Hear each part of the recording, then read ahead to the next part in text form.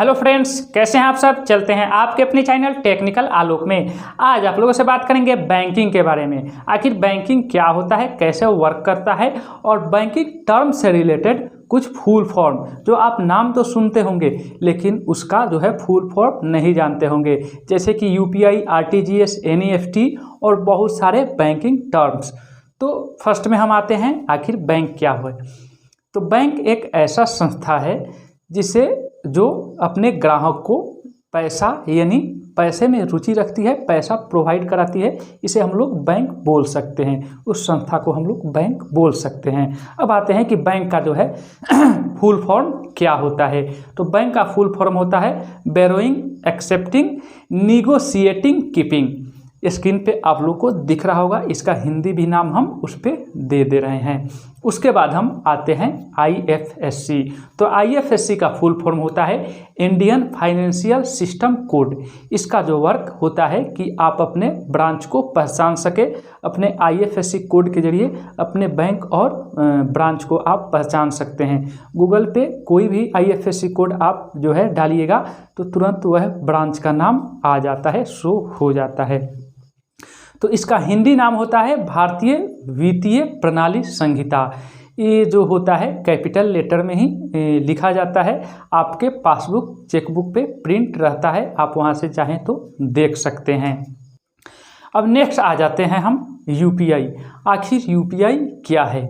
UPI जैसे आप लोग डिजिटल ट्रांजैक्शन करते हैं, क्यूआर ट्रांजैक्शन करते हैं, हम लोग इसी को यूपीआई बोलते हैं। तो यूपीआई का फुल फॉर्म आखिर क्या होता है।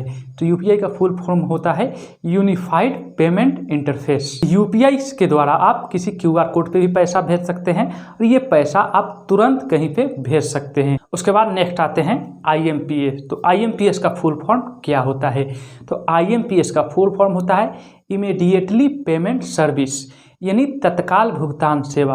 आप जो तुरंत किसी को पैसा ट्रांसफ़र कर दें, उस सेवा को आप आईएमपीएस बोल सकते हैं। उसके बाद हम नेक्स्ट आते हैं सीवीवी। आखिर सीवीवी का मतलब क्या होता है, कहाँ रहता है। सीवीवी आपके डेबिट कार्ड पे रहता है। इसका फुल फॉर्म होता है कार्ड वेरिफिकेशन वैल्यू। इसका बहुत ही योगदान होता है आपके एटीएम कार्ड में। ये जानने के लिए हमारे वीडियो में जो है चैनल में जाएं और का वीडियो आप देख सकते हैं। उसके बाद नेक्स्ट आते हैं हम ओटीपी। ओटीपी का फुल फॉर्म होता है वन टाइम पासवर्ड। आप कोई भी आईडी वगैरह क्रिएट करते हैं तो आपके रजिस्टर मोबाइल पे जो भी कोड आते हैं उसको हम लोग वन टाइम पासवर्ड बोलते हैं। तो 3 मिनट से लेकर 15 मिनट तक का वैल्यूएबल होता है। उसके बाद आते हैं नेक्स्ट एनईएफटी। एनईएफटी का आप लोग नाम जरूर सुने होंगे। पैसा ट्रांसफ़र कराते समय या पैसा ट्रांसफ़र कराने गए होंगे, बैंक से आप पैसा कभी भी ट्रांसफ़र करते हैं तो एनईएफटी के थ्रू ही पैसा ट्रांसफ़र होता है। तो आखिर एनईएफटी का फुल फॉर्म क्या होता है। तो एनईएफटी का फुल फॉर्म होता है नेशनल इलेक्ट्रॉनिक फंड ट्रांसफ़र, जिसे हम लोग हिंदी में बोलते हैं राष्ट्रीय इलेक्ट्रॉनिक निधि अंतरण। जिससे हम लोग कहीं भी पैसा ट्रांसफ़र करते हैं अदर बैंक या किसी भी बैंक में तो एनईएफटी का सहारा लेते हैं। उसके बाद नेक्स्ट हम आते हैं डीडी। आखिर डीडी क्या होता है। तो डीडी का मतलब है डिमांड ड्राफ्ट। डीडी का फुल फॉर्म हो गया डिमांड ड्राफ्ट, जिसे हम लोग हिंदी में बोलते हैं मांग पत्र। उसके बाद हम लोग आएंगे पिन। आप लोग पिन का नाम जरूर ही सुनते होंगे। तो पिन का फुल फॉर्म होता है पर्सनल आइडेंटिफिकेशन नंबर, यानी व्यक्तिगत पहचान संख्या। स्क्रीन पे दिख रहा होगा। उसके बाद हम फिर नेक्स्ट आ जाते हैं।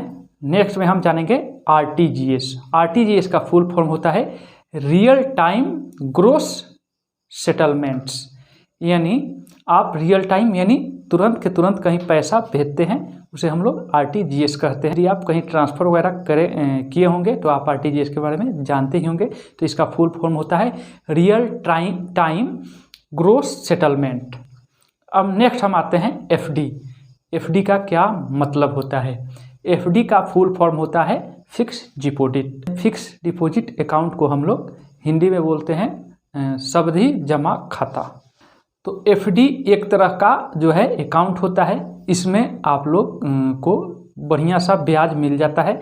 आप लोग इसमें एक बार जो है अपना अकाउंट ओपन करा के एक मोटा सा रकम बैंक में जमा कर देते हैं। कुछ दिनों का टर्म एंड कंडीशन होता है।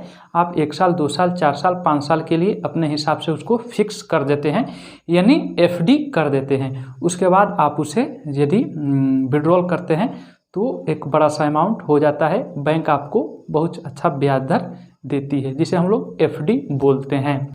उसके बाद नेक्स्ट हम आते हैं RD। आखिर RD क्या होता है? तो RD का फुल फॉर्म होता है रिकरिंग डिपॉजिट, यानी हम लोग जिसे आवर्ती जमा खाता, यानी रिकरिंग डिपॉजिट अकाउंट, ये भी एक प्रकार का अकाउंट होता है जिसे हम लोग रिकरिंग अकाउंट बोलते हैं, RD बोलते हैं। तो RD आखिर क्या होता है?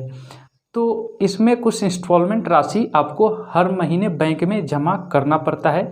आप इसमें जमा करके आप एक मोटा सा रकम चल के बाद में ले लेते हैं। तो RD दूसरा हो गया, FD आपका दूसरा हो गया। FD में आप एक बार में ही पैसा जमा करके और बैंक में रख के आपको बैंक उससे पैसा से जो भी प्रॉफिट होता है आपको एक मोटा सा रकम देती है उस कुछ टर्म एंड कंडीशन के अनुसार।